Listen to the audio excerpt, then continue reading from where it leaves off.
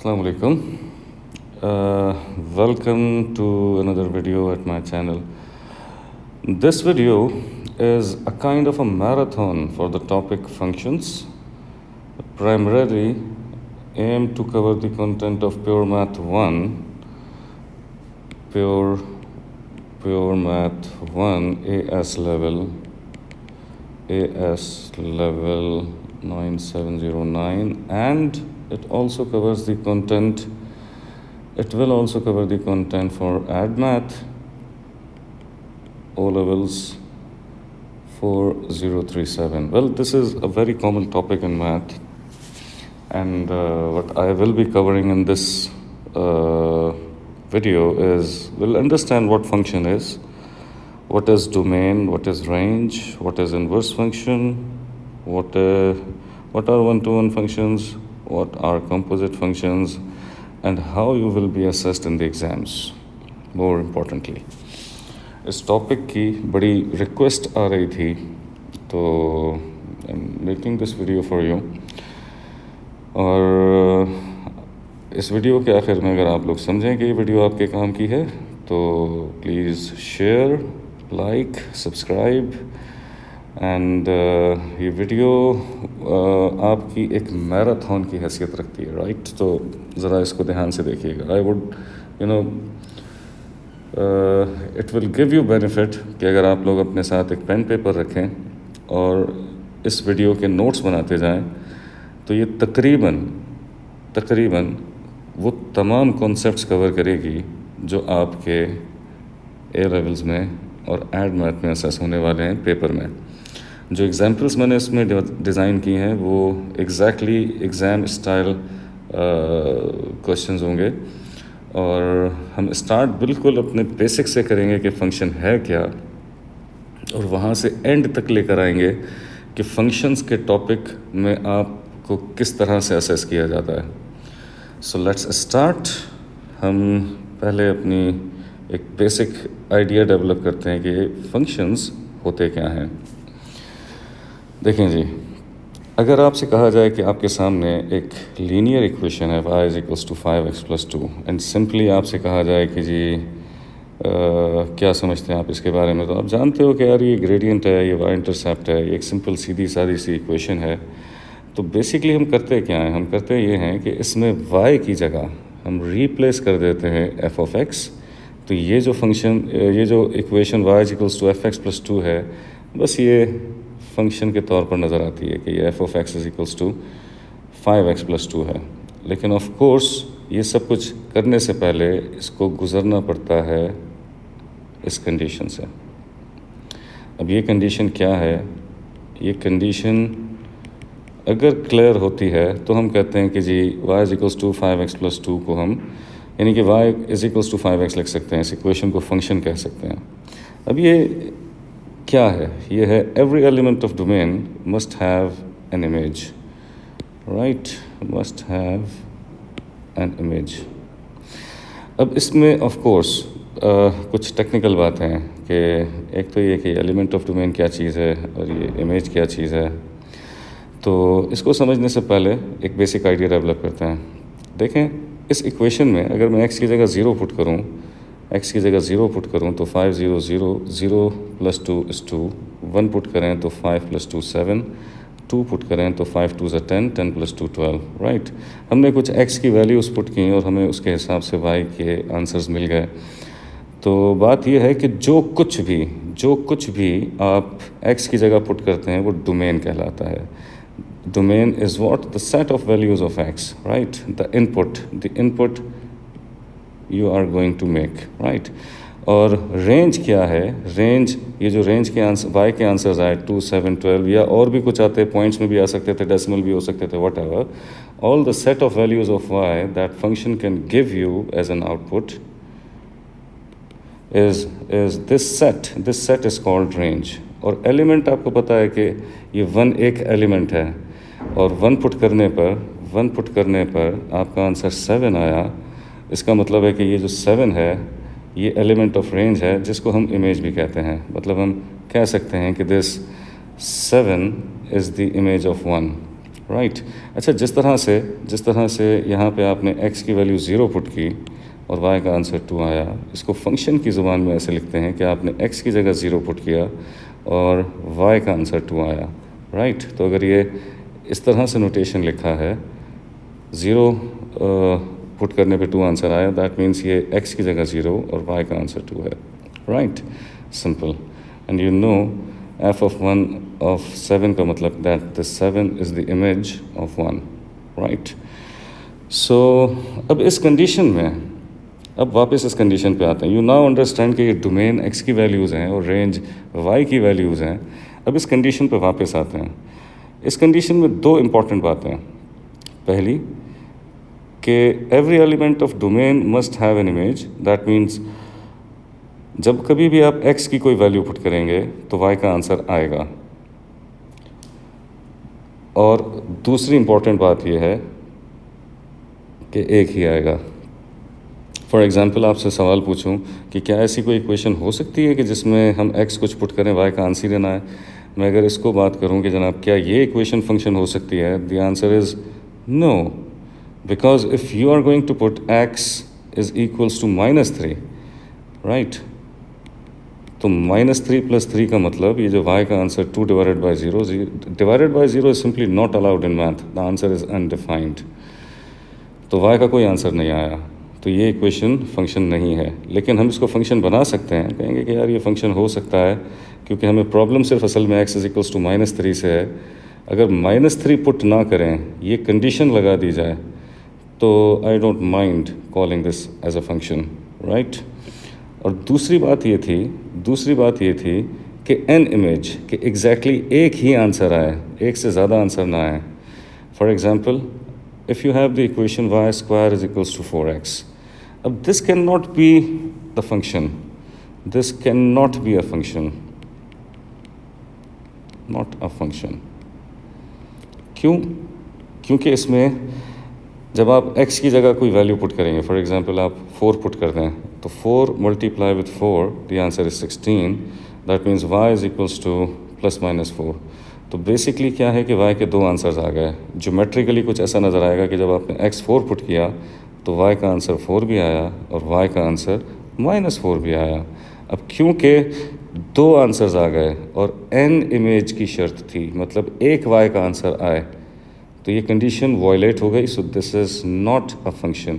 इसको आसानी से समझने के लिए हम इसको कहते हैं कि एक vertical line test. Vertical line test का मतलब ये होता है कि आप एक वर्टिकल लाइन बनाएं, जैसे ये बनी हुई है। अगर तो ये दो जगह किसी ग्राफ को कट कर जाती है, तो इसका मतलब है एक x पर 2 y आ गए, जो कि फंक्शन की बेसिक डेफिनेशन को वायलेट कर गया। इसका मतलब है कि ये फंक्शन नहीं है। मतलब अगर आपके सामने एग्ज़ाम में कुछ ग्राफ्स बने हुए हैं, जैसे SAT में होते हैं, हमारे पास कभी एड मैथ में भी आते हैं, प्योर मैथ में भी आते हैं, कि इक्वेशन है ही नहीं और आपसे पूछा जाए कि जनाब इनमें से कौन से ग्राफ्स हैं जो फंक्शन हैं और जो फंक्शन नहीं हैं, तो आप वर्टिकली एक लाइन ड्रॉ करें ऐसे। अगर तो ये दो जगह कट कर जाती है किसी भी ग्राफ को, तो इसका मतलब है कि ये ग्राफ जो भी इक्वेशन रिप्रेजेंट करता है उसको फंक्शन नहीं कह सकते, राइट। ओके, तो if you want to take a screenshot of this, you can take it, right. Okay, फिर हम आगे बढ़ते हैं। हमारा अगला concept, what is inverse function. ठीक है जी, आई होप मैंने इस स्लाइड में और कुछ लिखा हुआ मिस नहीं किया ना। देखें, इस वीडियो में बहुत कुछ है आप लोगों के सामने। हम इनवर्स फंक्शन भी स्टडी करेंगे, हम exam style questions. This is a long video जिसमें आपको बहुत सारी बातें पता चलने वाली हैं। एनीवे, हम आते हैं अब इनवर्स फंक्शन पे। इनवर्स फंक्शन का मतलब ये है कि एक ऐसा फंक्शन, जैसे ये 5x + 2 था ऊपर ही, कि आपने इसमें 1 पुट किया था तो y का आंसर 7 आया था। अगर कोई ऐसा फंक्शन हो जिसमें 7 पुट करने पे 1 आंसर आ जाए, मतलब ये दोनों जगह अपनी इंटरचेंज हो जाएं, तो हम उसको इनवर्स फंक्शन कहेंगे। इनवर्स फंक्शन बनाने का तरीका क्या है? इनवर्स फंक्शन बनाने का तरीका ये है कि पहले स्टेप में तो आप x को सब्जेक्ट बनाते हैं। अब आप जानते हैं कि ये f of x को मैं अपनी आसानी के लिए y लिख सकता हूँ। तो अगर x को सब्जेक्ट बनाया जाए, 2 इधर आया, माइनस हुआ, 5 आके डिवाइड हुआ, तो ये x अकेला हो गया, सब्जेक्ट बन गया। एंड स्टेप 2 इज़ कि आप y की जगह इंटरचेंज कर दें x और x की जगह कर दें y। अब because y have a special meaning है कि हम उसको फंक्शन लिख सकते हैं, और ये फंक्शन बेसिकली एक इन्वर्स फंक्शन होता है। तो बेसिकली हम x की जगह इंटरचेंज कर देंगे f इन्वर्स ऑफ x, यानी जहाँ x लिखा है वहाँ पे हम f इन्वर्स ऑफ x लिख देंगे, और जहाँ पे y लिखा है उसकी जगह पर x लिख देंगे। तो ये इन्वर्स फंक्शन बन गया। अब जैसे हमने स्टार्ट किया था कि एक ऐसा फंक्शन जिसमें 7 पुट करें तो 1 आंसर आए, उसको इन्वर्स कहेंगे। तो ज़रा चेक कर लें, इसकी जगह 7 रखें, 7 minus 2 is 5, 5 divided by 5, answer is 1। तो हमारे पास ये इन्वर्स फंक्शन बन गया। ये जो x की जगह y और y की जगह x रखा गया है, हम इसको ग्राफिकली कैसे इंटरप्रेट करते हैं कि जब 0 पुट किया था इस फंक्शन में, ये जो फंक्शन हमारे पास था, f of x is equals to 5x plus 2। तो जब 0 पुट किया था तो 2 आंसर आया था, 1 पुट किया था तो 7 आंसर आया था। हम जानते हैं कि x y की जगह चला जाता है, y x की जगह चला जाता है। तो ये 0,2 इन्वर्स फंक्शन को अगर मैं स्केच करूँगा तो ये 2,0 हो जाएगा, और 1,7, 7,1 हो जाएगा। तो ये बेसिकली रिफ्लेक्शन हो जाती है in the line y is equals to x, right. और ये रिफ्लेक्शन आपने ओ लेवल सिलेबस डी में पढ़ी है कि y is equals to x में जब भी रिफ्लेक्शन करेंगे तो x की जगह x और y अपनी जगह इंटरचेंज कर लेंगे। तो ऐसा ही कुछ इसमें होगा, राइट। अब आगे बढ़ते हैं। अब हम इसमें देखते हैं कि कॉम्पोजिट फंक्शन क्या चीज़ है।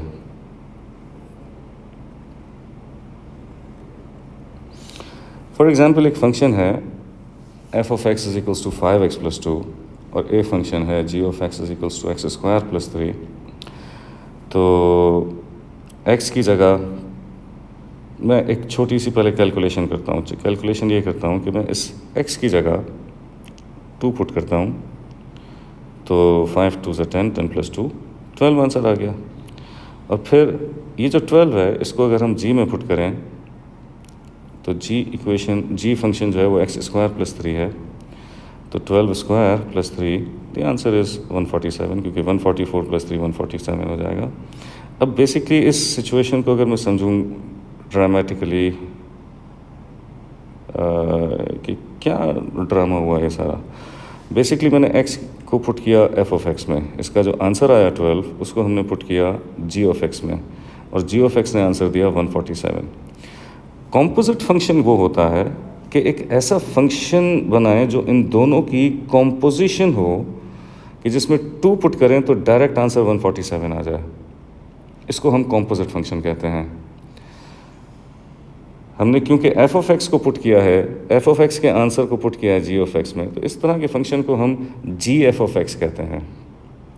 g f ऑफ x का मतलब होता है कि आप फंक्शन g में ये direct f of x he put कर दीजिए। अब g ऑफ x क्या था? g of x x square plus 3 था। आपने इस x की जगह, ये जो x स्क्वायर प्लस 3 था, इस x की जगह आपने f ऑफ x प्लेस कर दिया, यानी कि 5x प्लस 2। तो जब आप इसका होल स्क्वायर खोलेंगे तो ये आप जानते हैं कि a square plus 2ab plus b square, और 25x स्क्वायर, 2 5 ज़ा 10, 10 2 ज़ा 20 प्लस 4 प्लस 3 7, ये जी एफ ऑफ x आ गया। अब अगर आप इसमें x की जगह 2 पुट करें तो यू विल फाइंड आउट कि 2 का स्क्वायर 4, 4 इंटू 25 200, 200 2 इंटू 20 40, 40 प्लस 7 47, तो 200 plus 47 is no 25 into 4 100, 100 40 and 7 is 147, so we have a very same answer, right? So ये आपके पास आ गया g f of x, जिसका मतलब ये है कि आपने f of x को पुट कर दिया g में, right? याद रखें f g of x same चीज़ नहीं है। इसका मतलब ये होता कि g of x को इस दफ़ा पुट किया जाएगा f of x में। अब f of x क्या था, याद दिलाते चलूँ, वो 5x प्लस 2 था। वापस आते हैं, ये जो 5x + 2 था, अब इस x की जगह हम ये g ऑफ x पुट कर दें, जो कि x² + 3 था. So 5x² + 5 3 is 15 and 15 + 2 17. तो ये हो गया fg ऑफ x. अब आप समझ सकते हैं कि generally they are not equal. f of x एक अलग फंक्शन है एंड fg ऑफ x एक अलग फंक्शन है. लेकिन ऐसा हो सकता है कि आपसे पूछा जाए कि फाइंड द वैल्यू और values of x for which f of x is equals to g of x. तो ये किसी ख़ास वैल्यू के लिए x की बराबर तो हो सकते हैं. अब f of x is equals to g of x का मतलब क्या था कि f ऑफ x को आप g ऑफ x के बराबर रख दें. बेसिकली मुझे यहाँ पे एक एग्जांपल और भी करनी चाहिए थी, तो ये भी एक एग्जाम स्टाइल क्वेश्चन है कि f ऑफ x को g ऑफ x के बराबर रख दें. तो ये किसी एक आध वैल्यू पे, अब ये इनको बराबर रखेंगे तो एक क्वाड्रेटिक इक्वेशन बनेगी. इसको हम सॉल्व करेंगे तो हमारे पास 2x के आंसर्स आ जाएंगे. तो इसके लिए f of x g of x बराबर हो सकते हैं. इसी तरह से मैं अगर चाहूँ तो किसी ख़ास वैल्यू पर निकाल सकता हूँ कि जी मुझसे अगर सवाल ये पूछा जाए कि find the values of x for which such that, इसको मैं पार्ट 3 कर देता हूँ, for that f g of x is equals to g f of x. अब f g ऑफ x हमारे पास 5x² + 17 है and g f of x 25x²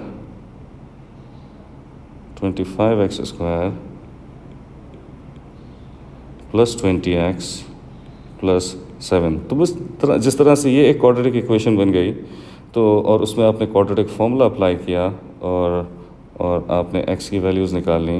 in a same way ये भी एक क्वाड्रेटिक इक्वेशन बन जाएगी.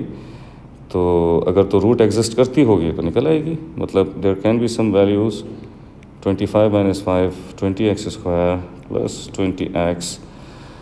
7 - 17 is -10 is equals to 0. 10 common निकालें तो this is going to be 2x² + 2x -1 is equals to 0. And you can apply quadratic formula to solve this out. तो अगर कोई रूट होगी तो वो आंसर आ जाएगा. You know that how to solve. You should know how to apply quadratic formula, right? So if there are values, you can find out the values, right? So you can do that. अब अगर आपसे पूछा जाए कि find the values of x, मैं यहाँ लिख देता हूँ if any. I don't know कि ये quadratic शायद हो सकता है वो एक imaginary root भी दे दे. Anyway, find the values of x for which f² of x is 16.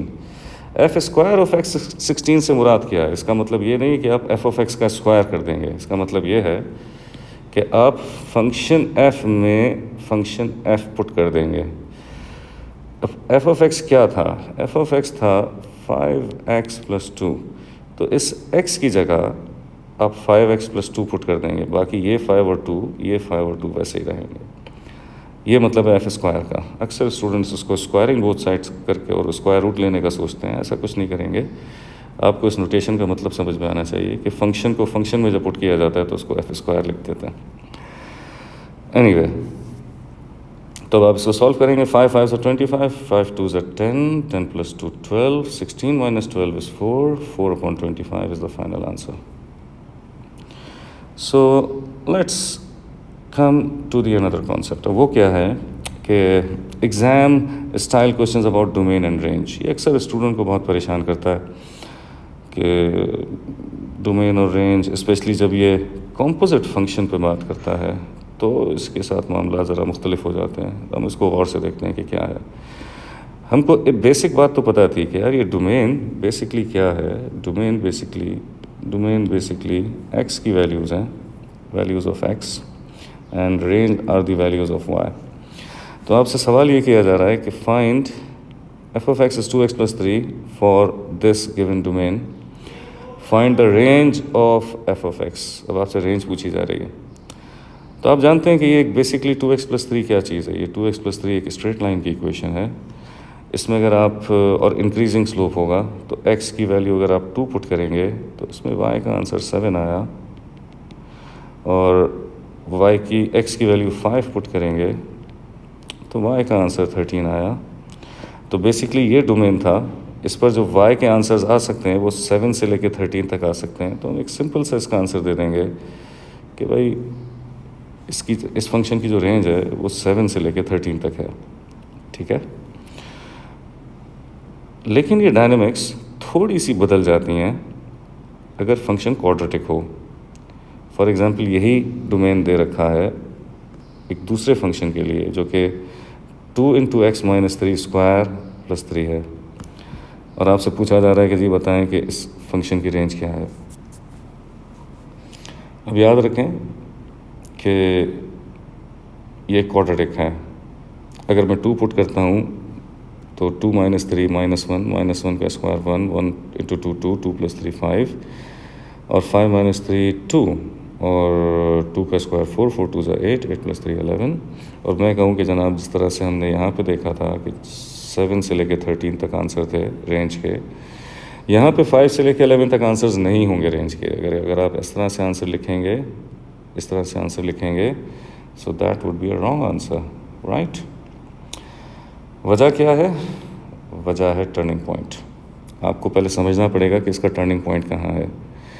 अगर आपको याद हो तो क्वाड्रेटिक्स में आप लोगों ने पढ़ा है कि a × x - h whole square plus k, ये h, k टर्निंग पॉइंट होता है। और इसमें अगर देखा जाए तो ये 3, 3 है।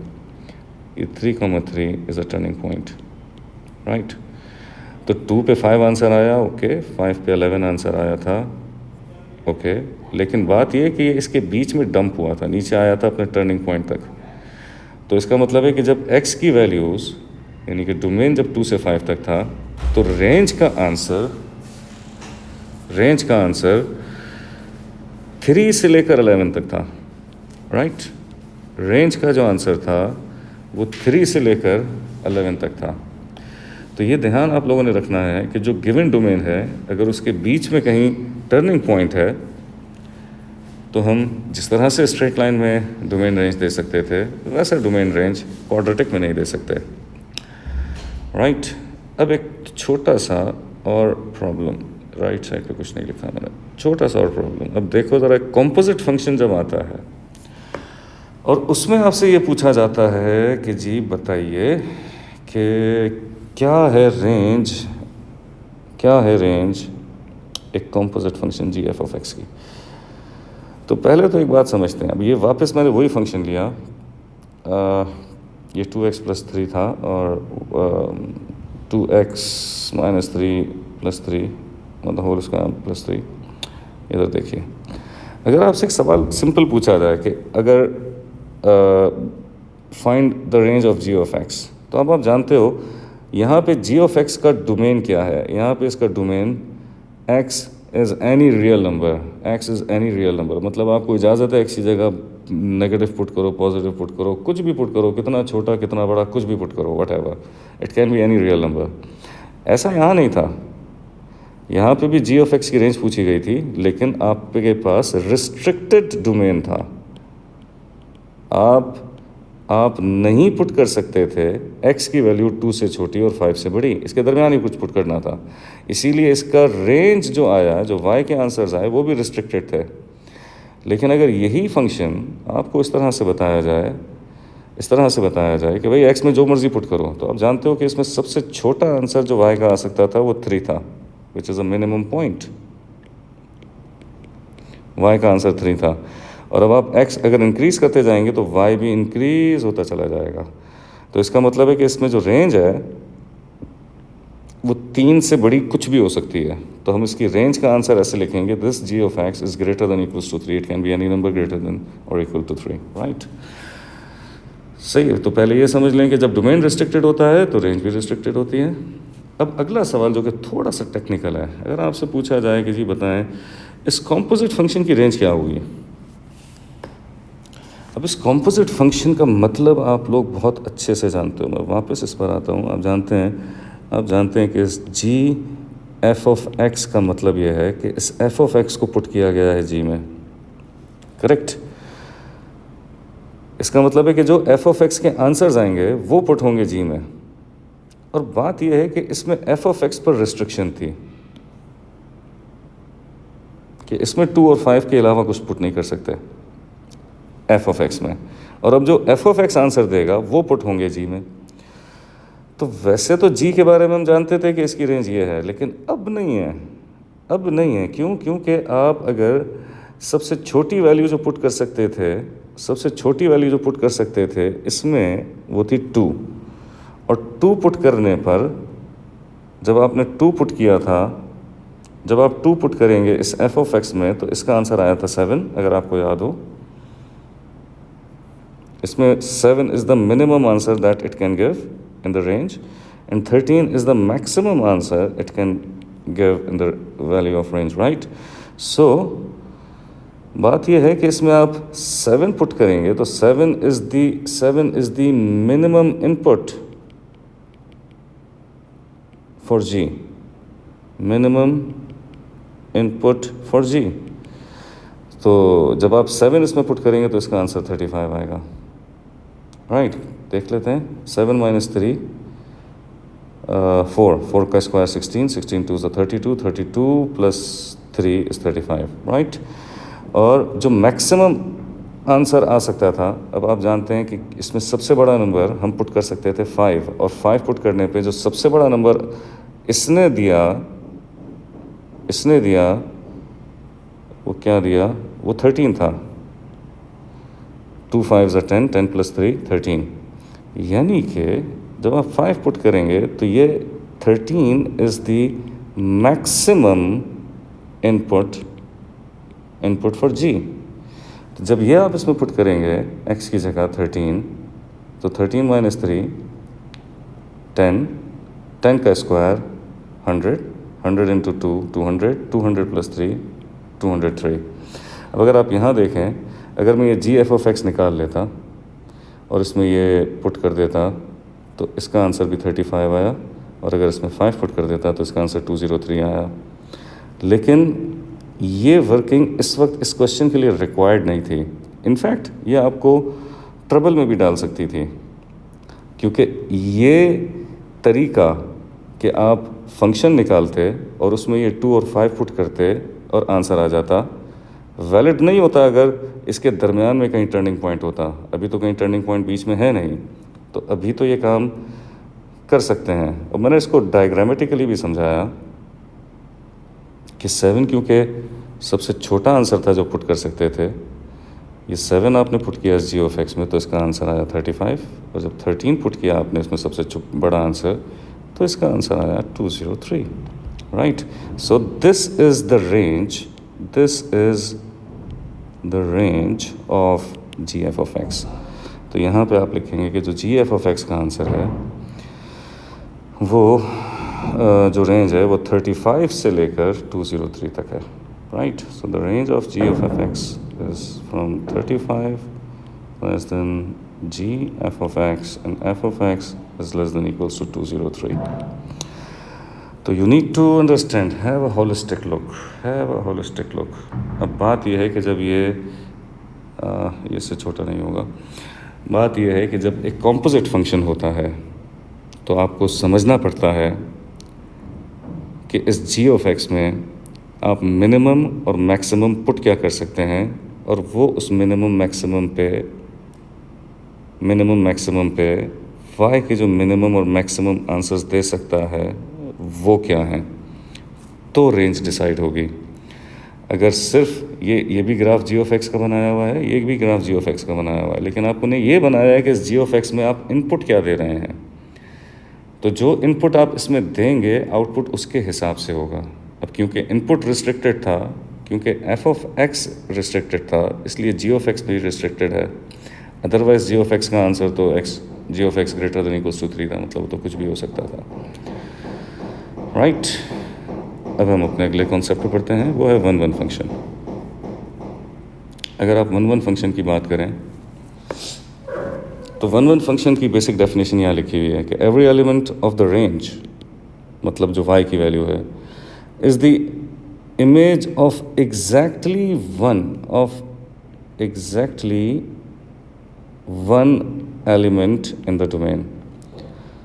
सादा लफ्ज़ों में, हर एक x की वैल्यू पे एक y हो, हर x की वैल्यू पे एक डिफरेंट y हो, हर x की डिफरेंट वैल्यू पे एक डिफरेंट y हो, जिसकी डायग्रामेटिक रिप्रेजेंटेशन कुछ ऐसे होगी कि आपने ये x1 वैल्यू पुट की तो इसके ऊपर y1 ये आंसर आ गया, ये x2 पुट किया तो इसके हिसाब से y2 आंसर आ गया, ये x3 पुट किया तो इसके हिसाब से ये अलग y का आंसर आ गया।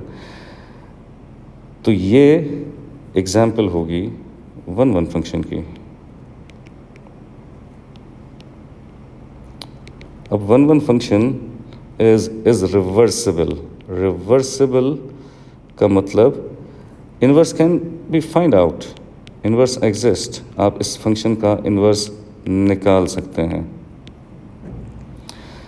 लेकिन अगर 1-1 नहीं होता, फॉर एग्जाम्पल इस बात को रिस्पेक्ट नहीं देते कि every element of range is the image of exactly one element in the domain, मतलब x पुट किया तो आंसर आया d, वेल कोई और दूसरा नंबर पुट किया उस पर भी आंसर आ गया d। तो ये बात सेटिस्फाई नहीं हुई, इसमें जो एलिमेंट ऑफ रेंज है वो exactly one element of domain का इमेज नहीं है, मतलब दो मुख्तलिफ x की वैल्यूज़ पर, दो मुख्तलिफ x की वैल्यूज़ पे सेम आंसर आ गया y का। अब ये फंक्शन तो है, this is a function, but this is not a 1-1 function. This is not a 1-1 function. Right? This is a really important statement. बाज़ दफ़ा हमसे पूछता है एग्ज़ाम में कि बताएं why this function is you cannot find the inverse of this given function. तो उसका एक सिंपल आंसर लिखते हैं because this is not 1-1. Well उसके पीछे कहानी क्या है? उसके पीछे कहानी ये है कि दो मुख्तलिफ x की वैल्यूज़ पर, जैसे एक क्वाड्रेटिक फंक्शन होता है, दो मुख्तलिफ x की वैल्यूज़ पर एक y का आंसर आ जाता है, तो आप कहते हैं कि यार ये 1-1 फंक्शन नहीं है। लेकिन ये फंक्शन है, 1-1 नहीं है। अब 1-1 नहीं है तो इसका मतलब है कि ये रिवर्सिबल नहीं है, इसका इन्वर्स नहीं निकाल सकते, inverse can not be found. अच्छा, क्यों नहीं निकाल सकते? इसलिए नहीं निकाल सकते कि जब हम इसका इन्वर्स करेंगे, यानी कि x को इंटरचेंज करेंगे y के साथ और y को इंटरचेंज करेंगे x के साथ, जब ये बन जाएगा x और यानी कि ये बन जाएंगे y, तो बेसिकली एक x पर दो y के आंसर आएंगे, जो कि फंक्शन की बेसिक डेफिनेशन को वॉयलेट कर देगा, क्योंकि इसमें आपको मैंने अभी समझाया था n इमेज, हर एक x की वैल्यू पर y का एक आंसर होना चाहिए, यहाँ पे एक नहीं आएगा। तो ये प्रॉब्लम होती है 1-1 फंक्शन के साथ कि क्यों ऐसा होता है कि जो फंक्शन 1-1 नहीं होता उसका इन्वर्स नहीं निकाला जा सकता।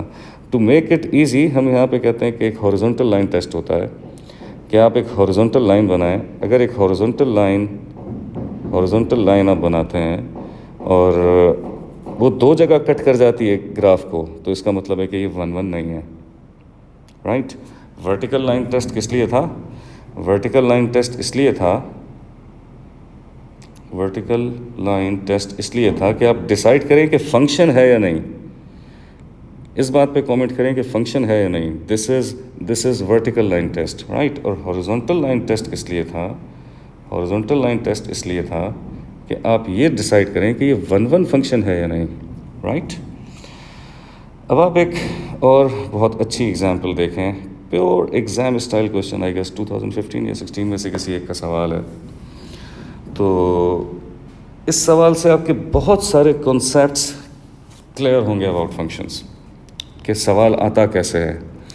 अब जैसे देखें, यहाँ पे एक सवाल है कि the function f is defined by this for x can be any real number, find the set of values of x। अब पहला पार्ट ये है कि find the set of values of x for which f of x is less than equals to 3। So f of x less than equals to 3, मतलब ये f of x लिख दें जो गिवन है, लेस देन इक्वल्स टू 3, और इस 3 को यहाँ लिया, इसको सिंप्लीफाई कर लें, ये माइनस कॉमन लेके डिवाइड करेंगे तो आप जानते हैं कि ये less than equals to greater than में आ जाएगा। और ये आपके सामने इस वक्त क्या चीज़ है, ये आपके सामने एक अदद क्वाड्रेटिक इनइक्वालिटी है। This is a quadratic inequality that has its own protocol to solve, right. तो आप इसमें सबसे पहले तो इस सब को x इंटरसेप्ट निकालते हैं, सबको 0 के बराबर रख देते हैं, या मिडिल टर्म ब्रेक करके हमने x की वैल्यूज़ निकाल ली। और फिर आप ये डिसाइड करते हैं कि ये एक मिनिमम कर्व है या मैक्सिमम है। ये बेसिकली एक मिनिमम है। क्यों मिनिमम है? क्योंकि एक्स स्क्वायर का कोफिशिएंट 1 है, यानी कि ग्रेटर देन 0 है, तो इस वजह से ये एक मिनिमम कर्व है। और फिर एक इम्पॉर्टेंट बात कि आपने सोल्यूशन किस बात पर देना है। सोल्यूशन यहाँ की जो साइन है ग्रेटर देन इक्वल्स टू, आपको सोल्यूशन देना है y greater than equals to 0 के। और चौथी बात, फिर आप इसको स्केच करते हैं और आंसर निकालते हैं, राइट। ये 4 स्टेप प्रोसीजर होता है एक क्वाड्रेटिक इनइक्वालिटी को सॉल्व करने के लिए। आपने इसको स्केच किया, इसकी शक्ल इस तरह के कर्व की थी, ये आपने बनाई, राइट। एक्स इंटरसेप्ट्स 4 और 2 थे, बनाए। अब आप जानते हैं कि y greater then 0 x axis के ऊपर होता है। तब आपको x की वो वैल्यूज़ बतानी थी जिन पर y ग्रेटर देन 0 है। आप जानते हैं कि जब x की वैल्यू 2 से कम पुट करेंगे तो ये ग्राफ x एक्सिस के ऊपर यानी कि y ग्रेटर देन 0 होगा, तो ये पहला आंसर। और अगर 4 से बड़ा कुछ पुट करेंगे तो ये ग्राफ x एक्सिस के ऊपर गया, यानी कि y ग्रेटर देन 0 हुआ, तो ये इसका फाइनल आंसर हो जाएगा, राइट। ओके, फिर 2 आपसे कहा जा रहा है कि y given that the line y is equals to mx plus c is a tangent to the curve y is equals to f of x, you need to show that 4c is equals to m square minus 12m plus 16। तो हम इसके लिए क्या करेंगे? हम कहेंगे भाई ये एक लाइन गिवन है, हमसे कहा जा रहा है कि ये टेंजेंट है इस कर्व को, तो हम इस y को mx प्लस c को, ये जो भी गिवन था, इस y की जगह पे सब्स्टिट्यूट किया। हम इनको सॉल्व कर रहे हैं, तो ये एक क्वाड्रेटिक इक्वेशन बन गई जिसमें आपने एक्स स्क्वायर इंटू एक्स और c+5 कर लिया। आप जानते हैं कि क्या किया, माइनस एक्स स्क्वायर यहाँ लिया है, 6x यहाँ लिया है, इन दोनों में से x कॉमन ले लिया, तो ये कोफिशिएंट ऑफ x बन गया। असल में हमें इसको कंपेयर करना था ax square plus bx plus c से। अब आपको पता है कि यहाँ पे a की जगह 1 है और b की जगह m-6 है और c की जगह c+5 है, मतलब that constant is c+5, right. So condition of tangency is कि टेंजेंट हो, तो अब आप जानते हैं कि ये अगर इस तरह का कर्व है और ये टेंजेंट है, so basically there is only 1 point of contact. जब 1 पॉइंट ऑफ कांटेक्ट होता है तो b square minus 4ac is equals to 0 होता है। अगर 2 पॉइंट ऑफ कांटेक्ट होते तो b square minus 4ac greater than 0 होता, और अगर कोई पॉइंट ऑफ कांटेक्ट नहीं होता तो b square minus 4ac less than 0 रखते। तो क्योंकि अभी टेंजेंट की कंडीशन थी, टेंजेंट की कंडीशन ऐसे होती है, तो आपने इसका b स्क्वायर माइनस 4ac 0 के बराबर रखा, तो m square minus a minus b whole square से एक्सपेंड किया, माइनस 4c प्लस 5 से मल्टीप्लाई किया, और आपने फाइनली इस माइनस 4c को वहाँ ले आए, तो प्रूव हो गया जो वो चाहते थे। फिर आप अगला पार्ट देखें। फिर आपसे कहा जा रहा है, अब यहाँ से बड़ी ट्रिकी चीज़ एक शुरू होती है। कहा जाता है कि the function g is defined by this. अब देखो नाम था f, अब नाम उसने किया change g, however the algebraic expression is remain same, but the function is different. And what is different? The different thing is domain, कि इसमें x कोई भी रियल नंबर हो सकता था, यहाँ पर डोमेन रिस्ट्रिक्टेड है। कहा जा रहा है कि x जो है greater than equals to k होगा, where k is any constant. पहली चीज़ आपसे ये पूछी जाती है यूजुअली, कि आपसे कहा जाता है कि express this in the form this. तो हम यहाँ कंप्लीटिंग स्क्वायर मेथड अप्लाई करते हैं। उसमें हम जानते हैं कि क्या करते हैं कि पहले एक्स स्क्वायर का कोफिशिएंट 1 बनाते हैं, सही है, make the coefficient of x square 1। और वो कैसे? ये जो भी एक्स स्क्वायर का कोफिशिएंट है वो कॉमन ले लिया जाता है, तो ये एक्स स्क्वायर का कोफिशिएंट 1 बन गया। This is a step 1, right. And then you add something. क्या ऐड करते हैं? जो कोफिशिएंट ऑफ एक्स होता है जो 6 है, उसको डिवाइड करते हैं 2 से, 3 इसका स्क्वायर, ये ऐड भी किया जाता है, सब्ट्रैक्ट भी किया जाता है। ये इसलिए किया जाता है, ये 2 मैजिकल स्टेप्स के बाद ये already A square minus 2ab plus B square का सेटअप बन जाता है, जिसको आप a minus B whole square, यानी कि जो फॉर्मेट आपसे मांगा है वो खुद ही बन जाता है। तो अब आप सोचो कि ये x square minus 2x into 3 plus 3 square बना है, तो इस वजह से x माइनस 3 होल स्क्वायर बन गया। और 3 का स्क्वायर 9 होता है, फिर माइनस से मल्टीप्लाई कर दिया तो ये माइनस हो गया, 9 माइनस 5 4 हो गया। तो आपने इसको इस फॉर्मेट में कन्वर्ट कर दिया। ये पहली बात। दूसरी बात क्या होती है, फिर आपसे कहता है कि state the smallest value of K for which G has inverse. अब आप जानते हो, वैसे तो अगर मैं इसका ग्राफ बनाऊं,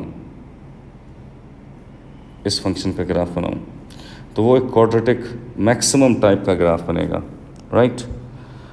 और अगर इस तरह का एक मैक्सिमम टाइप का ग्राफ बनेगा, अब इसके ऊपर अगर हम हॉरिजॉन्टल लाइन टेस्ट लगाएंगे तो वो तो, ये क्या हुआ, अगर हम इसके ऊपर वैसे हॉरिजॉन्टल लाइन टेस्ट लगाएंगे तो वो तो 2 जगह कट कर जाएगा। इसका मतलब है फिर तो उसका इन्वर्स निकाल ही नहीं सकता।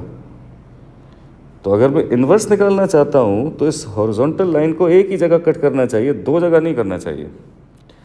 अब अगर 2 जगह कट करने की इजाज़त नहीं है तो ये मैक्सिमम जहाँ पे टर्न हो रहा है वहाँ पे हमें इसको रोकना पड़ेगा। अब हम जानते हैं, इसको अगर कंपेयर करें, इसको अगर हम कंपेयर करें y is equals to a into x minus h whole square plus k से, तो इसमें h की जगह है 3 और k की जगह है 4। सो 3,4 इज़ अ टर्निंग पॉइंट। ये 3,4 इसका टर्निंग पॉइंट है। अब बात यह है कि जो टर्निंग पॉइंट है, इस टर्निंग पॉइंट से हमें इजाज़त है कि x की वैल्यू कोई एक नंबर है के, वो हो या उससे बड़ी हो। तो इसका मतलब यह है कि 3 इज़ द स्मॉलेस्ट वैल्यू, और उसकी हमें k की स्मॉलेस्ट वैल्यू पूछी जा रही है, right, smallest value of k। तो बात यह है कि हम 3 या 3 से बड़ा कुछ भी पुट करेंगे, यानी एग्जामिनर इंटरेस्टेड है इस पोर्शन को, ये जो मैंने सॉलिड बनाया हुआ है आपके सामने, this portion of the graph को इन्वर्स बनाने के लिए। क्योंकि अब अगर मैं हॉरिजॉन्टल लाइन बनाऊंगा तो वो टेक्निकली सिर्फ इसी जगह पे, एक ही जगह पे कट करेगी। इसका मतलब है कि अब ये 1 1 फंक्शन है और इसका इन्वर्स निकाला जा सकता है। सो 3 is the smallest value of x, x की वैल्यू 3 हो या 3 से बड़ी कुछ भी हो, फिर तो ये फंक्शन, क्योंकि हम जानते हैं कि कंटिन्यू होगा, तो ये वापस ऊपर तो आएगा नहीं। तो any time when you draw this horizontal value, so ये एक ही जगह कट करने वाला है इसको। तो इसका मतलब है कि अब ये फंक्शन 1 1 बना दिया इस शर्त के बाद कि x की वैल्यू 3 या 3 से ज़्यादा हो, 3 से कम पुट करने की इजाज़त ही नहीं दी कि कहीं इसको हॉरिजॉन्टल लाइन दोबारा ना मिल जाए, राइट। तो ये 1 1 फंक्शन बन गया, यानी कि अब इसका इन्वर्स निकाला जा सकता है।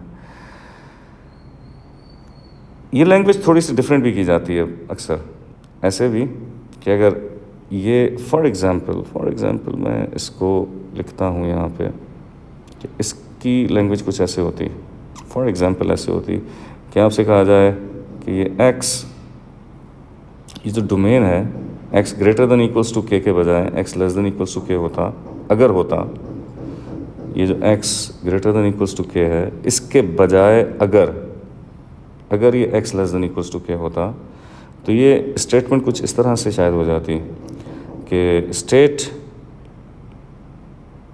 The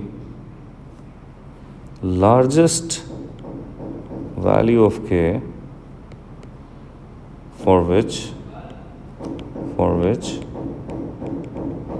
g of x has inverse।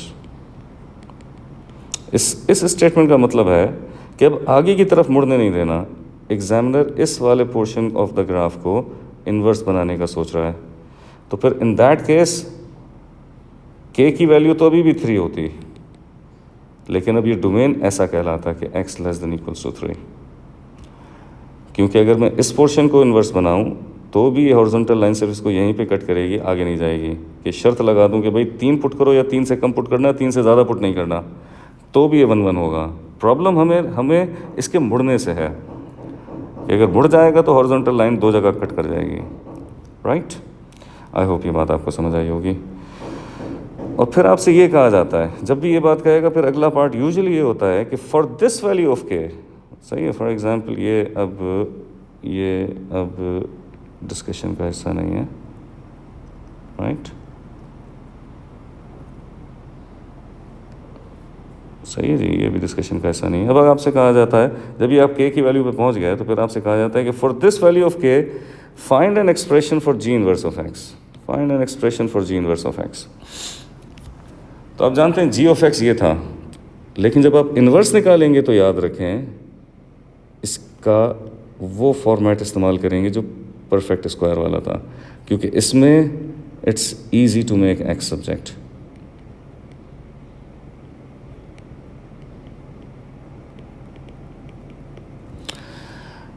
कैसे कि जी ऑफ एक्स की जगह आपने आसानी से वाई रख दिया। अब आप क्या करेंगे, पहला स्टेप होता है इन्वर्स निकालने का कि आप एक्स को सब्जेक्ट बनाएं।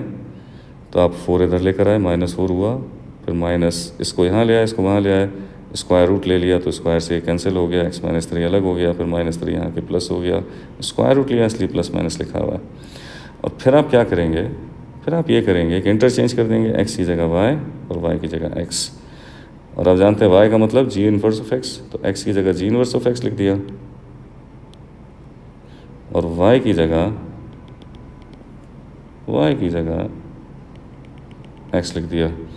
लेकिन यहाँ पर एक चीज़ इम्पॉर्टेंट है, ये जो प्लस और माइनस है इसमें से अब कोई एक ही साइन आने वाली है, 2 नहीं आ सकती।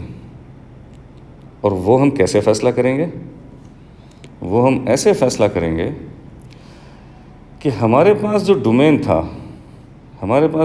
था वो x, ये वाला तो मैं x ग्रेटर देन हमारे पास जो डोमेन था वो x greater than equals to k था।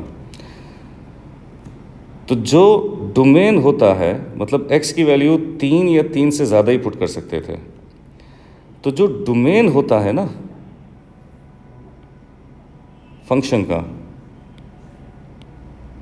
का जो डोमेन है वो उसके इन्वर्स की रेंज है, क्योंकि x की वैल्यू y की वैल्यू बन गई है और x की वैल्यू पे शर्त थी कि वो 3 या 3 से बड़ा होना चाहिए। इसका मतलब है कि उसके इन्वर्स पे भी यही शर्त होगी कि वो 3 या 3 से बड़ा होना चाहिए। अगर ये लेस देन इक्वल्स टू की बात होती है तो फिर हम माइनस को रखते हैं यहाँ पर, जो एग्जांपल मैंने यहाँ पे लिख के मिटा दी। अगर वो सिचुएशन होती तो फिर हम माइनस को प्रेफर करते हैं। यहाँ पे प्लस इसलिए है क्योंकि 3 या 3 से बड़ा होना चाहिए था x, और x 3 या 3 से बड़ा मतलब इन्वर्स में y 3 या 3 से बड़ा, क्योंकि 3 में when you add something the answer would be greater than 3, right? अगर सब्ट्रैक्ट कर दूँ का 3 में कुछ तो वो आंसर ग्रेटर देन 3 तो नहीं होगा, right? So I hope you understand that. So this is a comprehensive explanation of the topic function. I hope you have enjoyed it. और अगर ऐसा किया है तो शेयर कीजिए, लाइक कीजिए, सब्सक्राइब कीजिए। Thank you. I'm signing off. Take care. Allah Hafiz.